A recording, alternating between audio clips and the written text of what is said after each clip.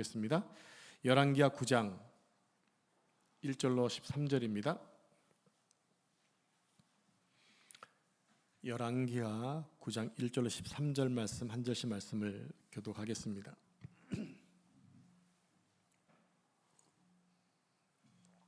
제가 1절 말씀 읽겠습니다. 선지자 엘리사가 선지자의 제자 중 하나를 불러 이르되 너는 허리를 동이고 이 기름병을 손에 가지고 길르한 나못으로 가라. 거기에 이르거든 님시의 손자 여호사밧의 아들 예후를 찾아 들어가서 그의 형제 중에서 일어나게 하고 그를 데리고 골방으로 들어가 기름병을 가지고 그의 머리에 부으며 이르기를 여호와의 말씀이 내가 내게 기름을 부어 이스라엘 왕으로 삼노라 하셨느니라 하고 곧 문을 열고 도망하되 지체하지 말지니라 하니 그 청년 곧 선지자의 청년이 길르앗 라못으로 가니라. 그가 이르러 보니 군대 장관들이 앉아 있는지라 소년이 이르되 장관이여 내가 당신에게 할 말이 있나이다.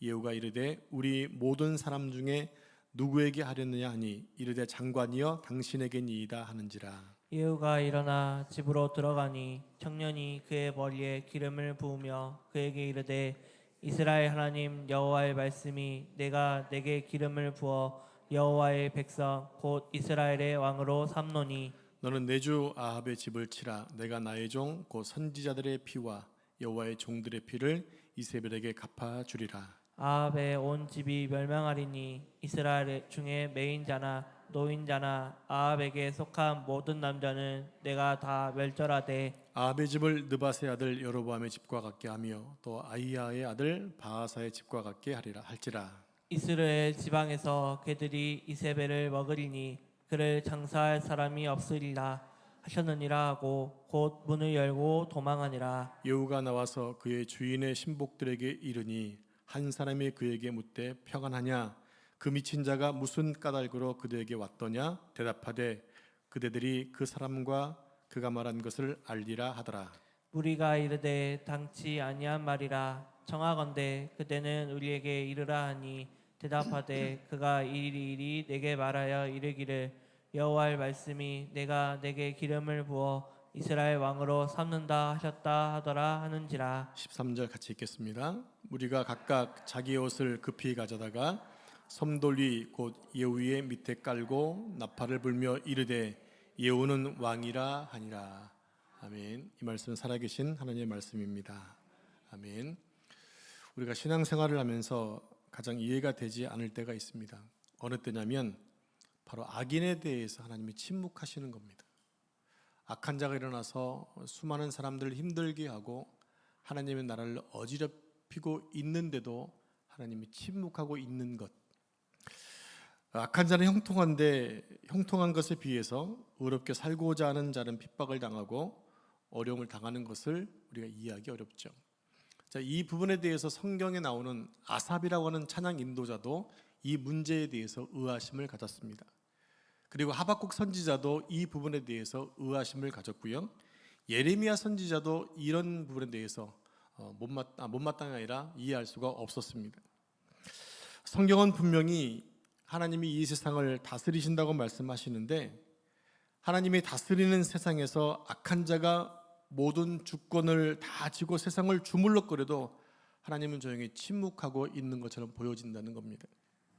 자, 이런 때가 있죠. 이런 때가 많이 와 있었고 지금도 그런 때일 수 있습니다. 왜냐하면 지금 세대가 너무나 악하기 때문입니다. 자, 이런 때가 바로 영적인 밤이에요. 영적인 밤. 하나님이 영적인 밤을 허락하시는 이유가 있습니다. 그것은 우리로 하여금 낮이 얼마나 귀한가를 깨달으라고 하는 거예요. 사람들은 귀한 것을 가지고 있을 때 그것을 느끼지 못하다가 막상 잃어버리면 후회하는 것들이 많이 있지 않습니까? 건강이 그렇고요. 또 물질이 그렇고 가족이 그렇습니다. 또 하나 요즘에 눈이 그렇습니다. 눈이. 스마트폰을 많이 보면 눈이 망가진다, 급기야는 눈이 구멍이 난다 하더라도 아이들 절대 말 듣지 않습니다. 그냥 이왕이면 좀 볼 때 불을 켜고 봐 그래도 그냥 어둠컴컴하게 스마트폰을 보는. 왜 그럽니까? 당장 눈에 이상이 생기는 건 아니니까. 근데 그것이 계속 반복되면 언젠가는 눈에 분명히 이상이 올 것 같습니다. 그때 가서 잘해보려고 하지만 이미 늦게 된 거죠. 그래서 우리는 종종 이런 말을 합니다. 있을 때 잘해라고 하는 거죠. 저는 지금 우리 세대가 우리가 사는 이 시대가 그 어느 때보다 가장 악한 시대라고 생각을 합니다. 왜냐하면 하나님이 제일 싫어하는 것이 이 동성애인데, 성경에 보면 동성애를 지적하고 있는 것이 소돔 고모라, 또 그 이후에 사사기 시대 때 기브와 시대의 동성애자들이 있었죠. 자, 그거 외에는 별로 찾아보기 힘들고, 신약에 와서 로마서 2장에 보면 1장에 보면 동성애 하는 것들 나오잖아요. 그거 외에는 별로 다루지 않는데, 지금 시대는 어떻습니까? 성경에서는 그 많은 성경 가운데 약 3군데 정도 얘기하고 있다면, 지금 시대는 어떻습니까? 온 세계에서 동성애가 지금 하나의 문화적으로 통과되고 있습니다. 얼마 전에 한국에 2명의 여인이 부부가 돼서 네덜란드인가 어느 사람의 그 정자를 취해서 임신을 했어요. 그러면서 왜 그런 것들을 퍼포먼스처럼 보여줬는지 했더니, 성소수자들에게 힘을 주기 위해서 격려 차원으로 그 일을 했다고 하더라고요. 많은 댓글이 달렸습니다. 그 아이를 생각해 본 적이 있습니까? 당신들이 어떻게 살든 뭐 말할 수 없겠지만, 결국에 태어난 그 아이는 엄마인지 아빠인지도 모르는 그 상황 속에서 어떻게 그 아이에 대한 생각을 해보셨는지, 이런 질문을 했더라고요. 그것을 보면서 참 너무 안타까웠어요. 너무 기분 나빴어요. 그리고 더러웠어요. 누군가는 남편 역할을 하고 누군가는 아내 역할을 하겠죠. 근데 그 중에 한 명이 일단은 뭐 아내 역할을 하는 사람이 남의 정자를 갖다가 뭐 이렇게 해서 임신을 하게 된 겁니다. 지금은 이런 것들이 공공연하게 드러나는 세대입니다. 과거에는 감췄습니다. 근데 지금은 드러냅니다. 내가 성소수자를 위해서 내가 대신해서 대변해서 말할 테니까 더 모이십시오, 이런 시대가 돼버렸다는 거죠. 그래서 이 세상 끝이 얼마 안 남았음을 우리가 다시 한번 경고받게 되는 것입니다. 그렇다면 이렇게 악한 세상을 한 번에 정리해 버리시면 쉬울 일을 하나님은 왜 가만히 두고 보시는 것일까요?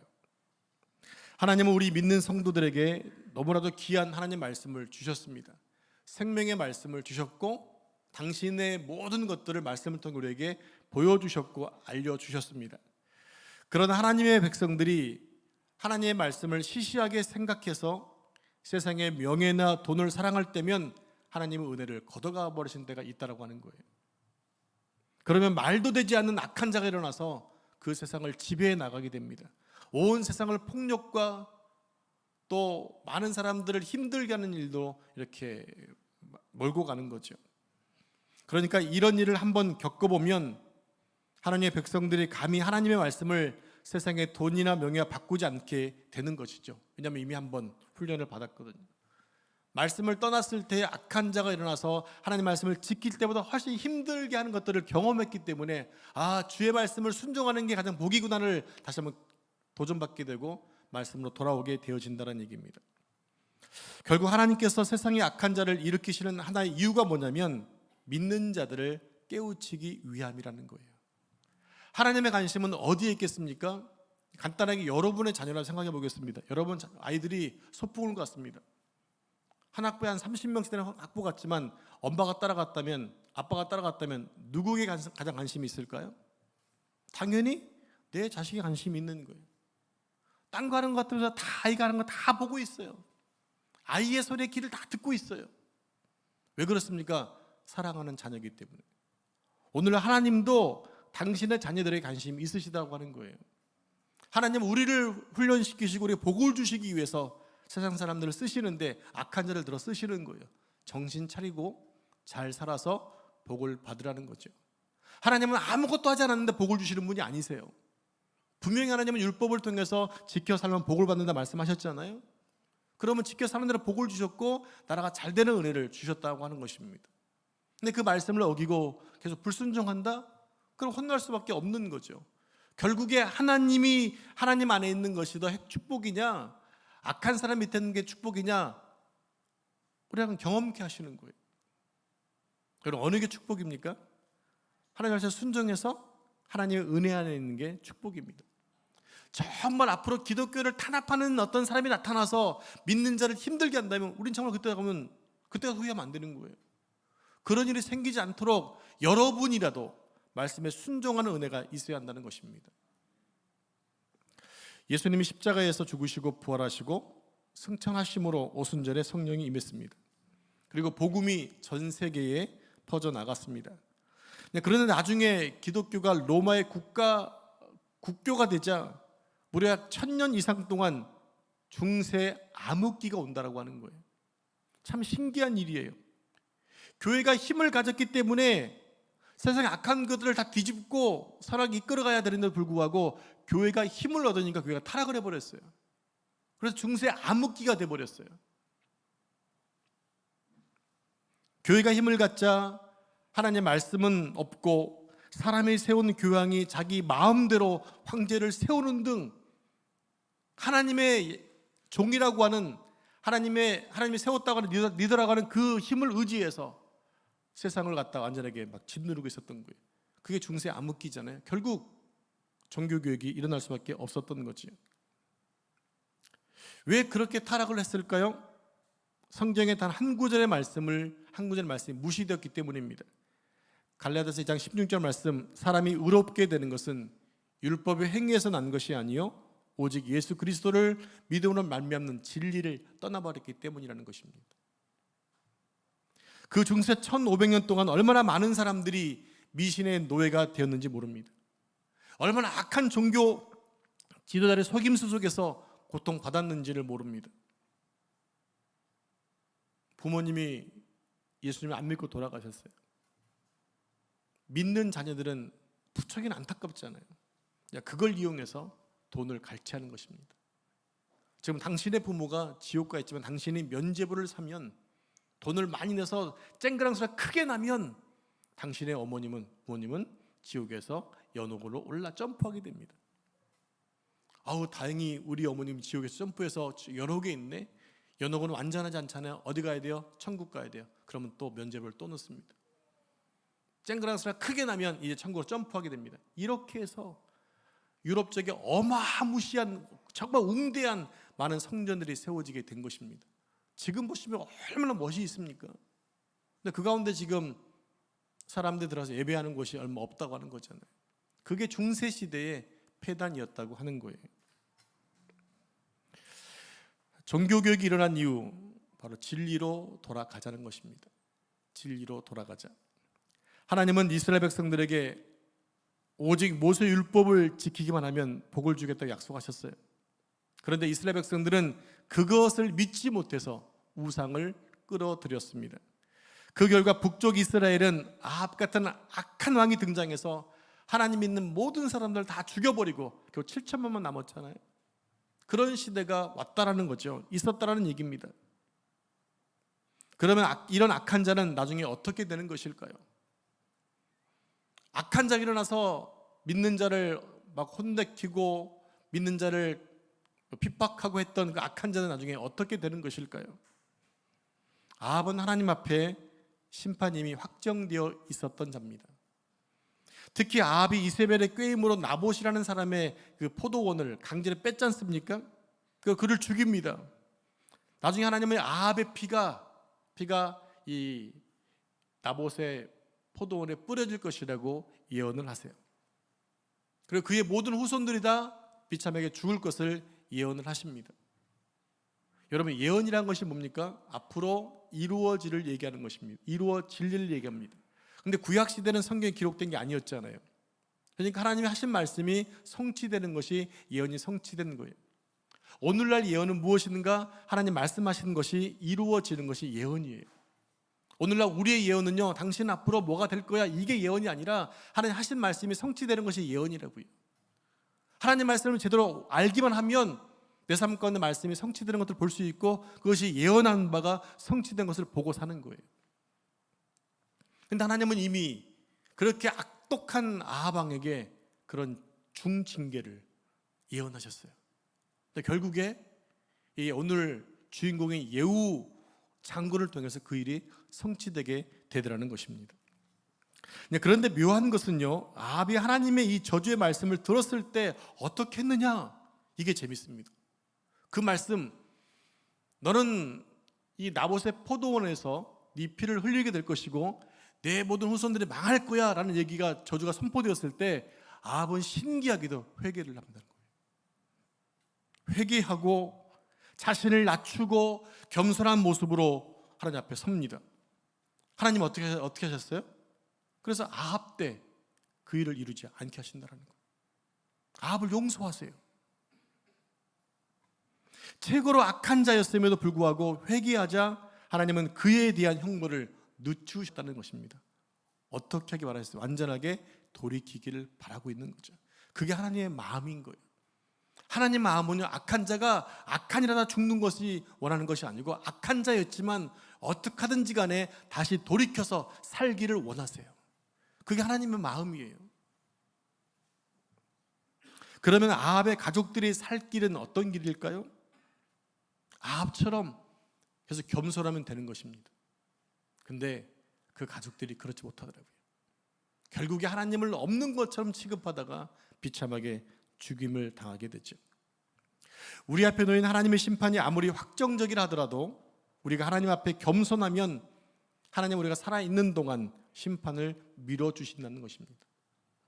그러면 또 우리 자손들에게 오직 하나님 앞에서 자신을 낮추고 겸손하게 행하게 하면 그 심판은 또 유보가 되어지는 거예요. 그런데 자식 때에 하나님을 떠나버리면 아버지에게 넘어갔던 그 저주가 그 자식들에게 들어 임한다는 거예요. 이제 그럴 수밖에 없는 이유가 있겠죠. 자식들이 그 부모의 하는 행위를 봤기 때문에 자식들이 믿음의 길을 제대로 가지 않는 거죠. 결국에 망하는 것은 자기 발등에 도끼를 찍는 것과 똑같다는 얘기입니다. 본 게 그것이고 들은 게 그것이기 때문이라는 것이죠. 그래서 더 철저하게 망하게 되는 것을 볼 수가 있어요. 다음 주에 보게 되면 예후가 어떻게 이 아합의 왕조를 철저하게 괴멸시키는지를 볼 수가 있습니다. 오늘 우리가 함께 읽은 열왕기하 9장 말씀은요, 하나님이 오래전에 엘리야에게 하신 말씀과 나봇이 죽었을 때 한 예언이 한 번에 이루어지는 것들을 담고 있습니다. 자, 우리가 생각하기에 하나님의 말씀은 너무나도 천천히 이루어지는 것 같고 때로는 하나님의 말씀이 성취되지 않는 것처럼 보여질 수 있어요. 그러나 시간이 지난 후에 보면 하나님의 말씀은 하나도 빼놓지 않고 다 성취가 되었다라는 것입니다. 그래서 복을 받을 자는 복을 받고 저주를 받을 자는 심판을 받았습니다. 그러면 여러분은 지금 하나님의 복을 받고 계십니까? 그리고 여러분의 후손들도 여러분이 받은 복을 받을 수 있을 것 같습니까? 그렇게 되기를 축복합니다. 여러분이 말씀으로 살아가는 것을 여러분 후손들에게 잘 보여주시고 그렇게 살 수 있도록 해주시는 것이 부모님이 가장 신앙생활 열심히 하는 모습이에요. 하나님은 악한 자를 금방 심판하지 않으셔서 너무나도 답답한 것 같은데 시간이 지나고 보면 하나님 말씀은 그대로 더 온전하게 성취되어지더라는 것입니다. 자, 열왕기하 9장 1절 말씀부터 3절까지 한 절씩 말씀을 교독하고 3절을 합독하겠습니다. 선지자 엘리사가 선지자의 제자 중 하나를 불러 이르되 너는 허리를 동이고 이 기름병을 손에 가지고 길르한 나못으로 가라. 거기에 이르거든 님시의 손자 여호사밧의 아들 예후를 찾아 들어가서 그의 형제 중에서 일어나게 하고 그를 데리고 골방으로 들어가. 같이 읽겠습니다. 기름병을 가지고 그의 머리 위에 부으며 이르기를 여호와의 말씀이 내가 내게 기름을 부어 이스라엘 왕으로 삼노라 하셨느니라 하고 곧 문을 열고 도망가되 지체하지 말지니라 하니. 이 당시 엘리야는 이스라엘 백성들의 완악함에 절망을 했습니다. 여러분, 엘리야 선지자가 어떤 사람입니까? 구약에서 가장 능력을 많이 행했던 선지자 가운데 한 명이지 않습니까? 이스라엘이 하나님께 돌아오게 하기 위해서 3년 반 동안 비가 오지 않도록 기도했던 사람입니다. 그리고 이스라엘 백성들이 보는 앞에서 하늘에서 불이 떨어지게 하는 기도를 했던 사람입니다. 그리고 바알의 제사장 800명을 한꺼번에 죽이기도 합니다. 또한 3년만 동안 내리지 않았던 비가 기도로 내리게 합니다. 그럼에도 불구하고 이스라엘 백성들이 변하지 않자 엘리야는 노뎀나무 밑에서 서로 죽기를 간구하죠. 하나님, 도저히 이 민족은 희망이 없습니다. 저는 더 이상 이 민족을 이끌어갈 자신이 없습니다. 저를 죽여주십시오. 이때 하나님은 까마귀를 통해서 그에게 먹을 것을 제공하시고 40일을 걸어서 호렙산에 부르게 됩니다. 그때 하나님은 엘리야에게 세 가지를 말씀하시죠. 하나는 하사엘에게 기름을 부어서 아람 왕이 되게 하고, 또 하나는 예후에게 기름을 부어서 이스라엘 왕이 되게 하고, 또 하나가 뭐든가요? 엘리사에게 기름 부어서 엘리야의 뒤를 이어서 선지자가 되게 하는 것이었습니다. 그런데 엘리야가 한 것이 무엇이냐? 한 가지밖에 없어요. 바로 엘리사에게 기름 부음을 받게 한 겁니다. 왜 엘리야는 하나님이 하라고 하시는 세 가지 중에서 한 가지만 했을까요?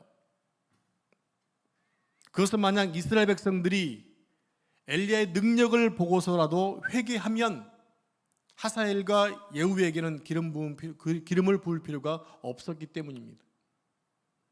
그러나 이스라엘 백성들이 끝까지 회개하지 않았기 때문에 하나님의 심판의 시계가 움직이기 시작한 것입니다.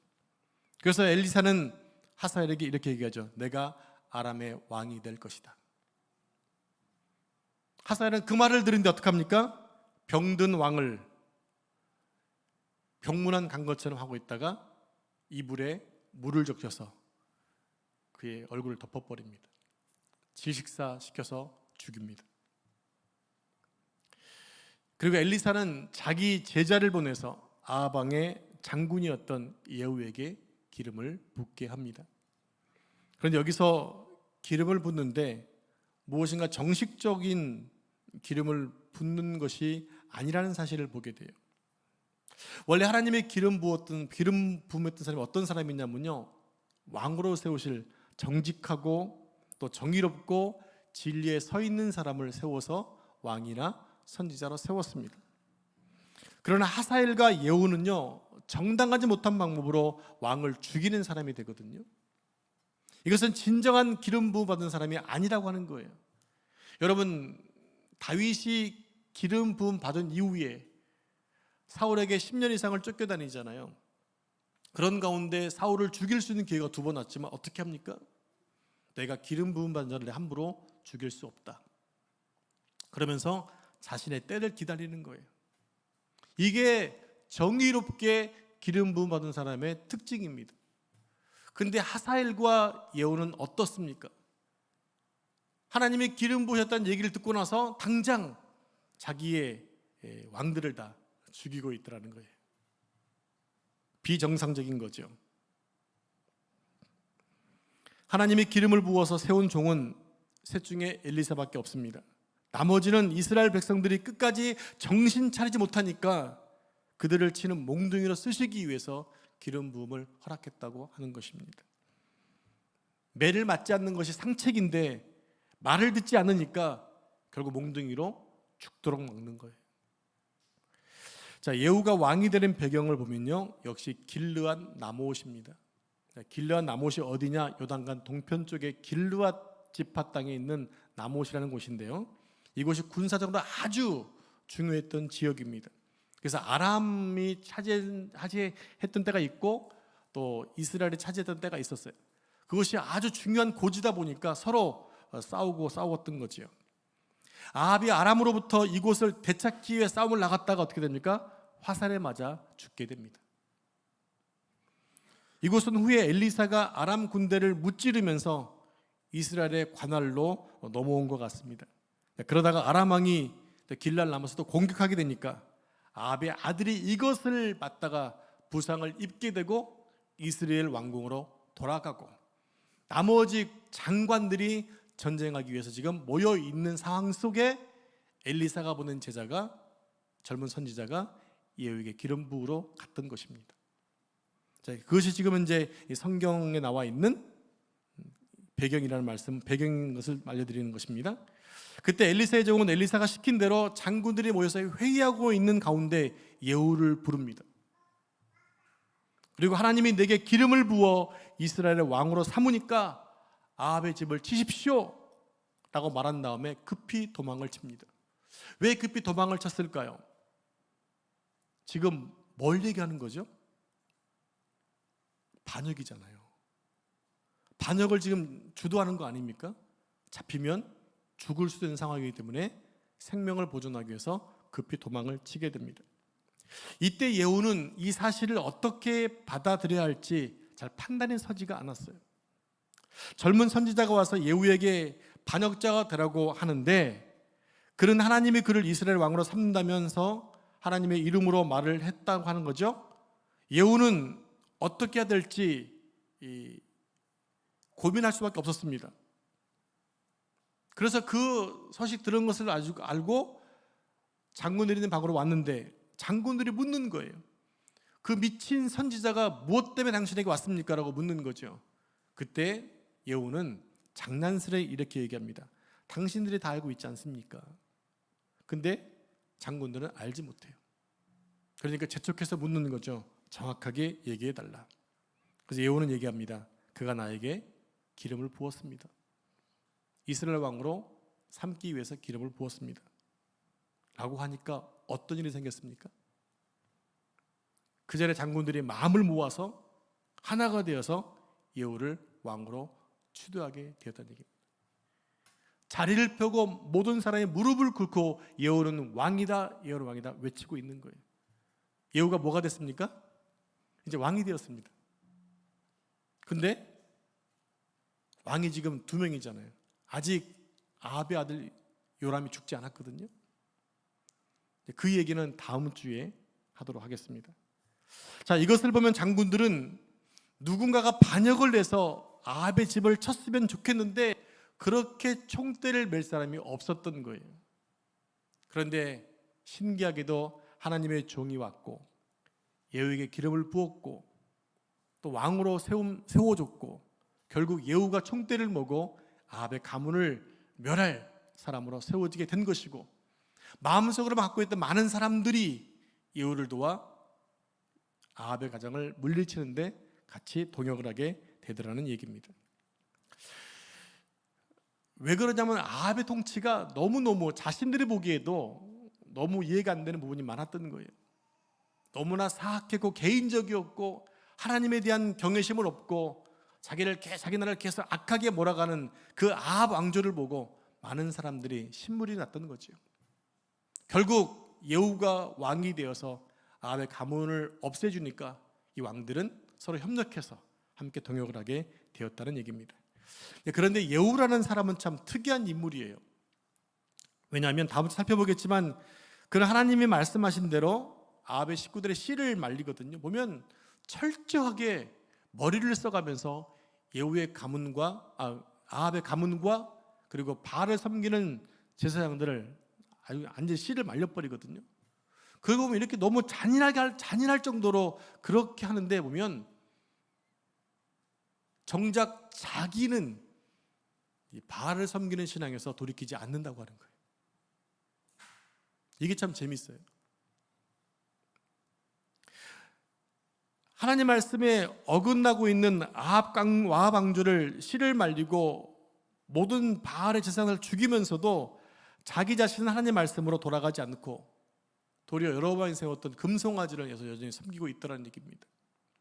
그러니까 예후는 진정한 기름 부음 받은 자가 아니라는 거죠. 일시적으로 죄악을 청소하는 그 사람에 지나지 않았다고 하는 것입니다. 무엇입니까? 쓰임받고 버려졌다는 얘기입니다. 하나님께서 악인들을 징계하는 자로 쓰임 받았지만 결국 자신의 죄로 인하여 철저하게 또 멸망되게 됩니다. 나중에 예후의 가문에 대한 왕조가 쭉 나오는데 하나님은 이 예후를 그래도 귀하게 보셨던 것 같아요. 왜냐하면 여로보암 2세가 나오거든요. 예후의 후손 가운데 여로보암 2세. 여로보암 2세라는 얘기가 뭐냐면 여로보암 1세가 있으니까 2세가 있다는 그 얘기를 하는 거예요. 두 번째 있는. 근데 그 여로보암 2세 때 이스라엘의 최고로 부흥기를 이루게 됩니다. 하나님이 축복해 주시는 거죠.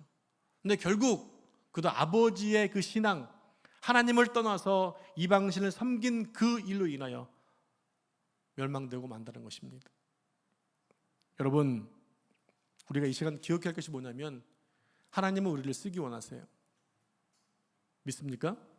그러면 하나님이 계속 나를 쓰실 수 있도록 우리가 은혜 자리에 늘 있어야 한다는 얘기입니다.